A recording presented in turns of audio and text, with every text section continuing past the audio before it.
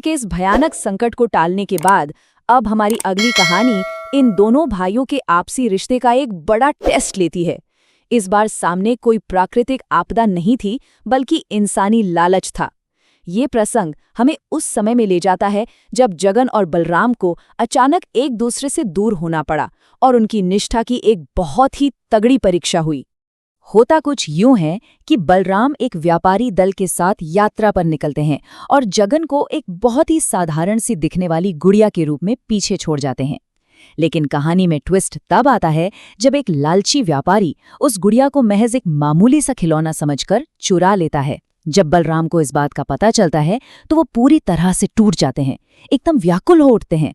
बात यहाँ तक बिगड़ जाती है कि बलराम उस गुड़िया को वापस पाने के लिए अपनी सारी की सारी दौलत दांव पर लगाने को तैयार हो जाते हैं।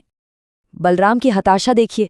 वो उस लालची इंसान से कहते हैं, आप ये सारा धन ले लीजिए, मुझे बस मेरा जगन दे दीजिए। बाहर वालों के लिए वो सिर्फ लकड़ी या कपड़े की एक मामूली गुड़िया रही होगी, लेकिन बलराम के लिए वो उनके साक्षात प्रभु थे, उनके सबसे जिगरी दोस्त थे। ये मोमेंट बहुत ही खूबसूरती से ये साबित करता है कि सच्ची वफादारी और प्यार के आगे दुनिया की कोई भी भौतिक संपत्ति या पैसा कुछ भी मायने नहीं रखता। चलिए अब इन कथाओं के सबसे हल्के फुल्के लेकिन बेहद ही अर्थपूर्ण हिस्से की तरफ चलते हैं। ये हमारी आज की आखिरी कहानी है, जो ईश्वरीय लीला के एक बहुत ही चंचल, मजेदार और चमत्कारी रूप को सामने लाती है।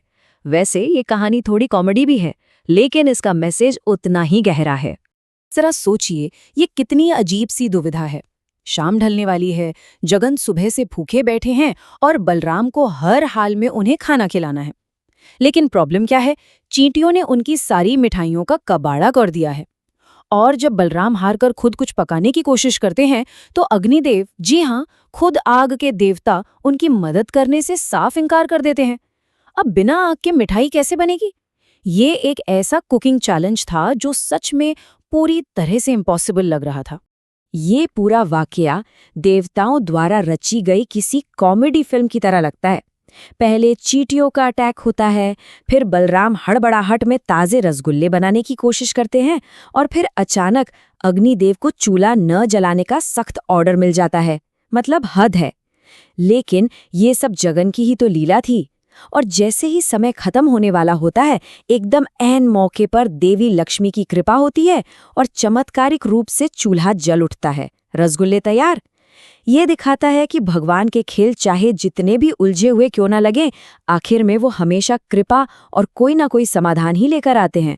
तो अभी तक हमने जितनी भी कहानियां देखी, वो भले ही अलग अलग सिचुएशंस पर बनी हों, लेकिन वो सभी एक ही अहम बात की तरफ इशारा करती हैं, और वो है जगन और बलराम के बीच का वो अटूट, असीम और दिव्य बंधन।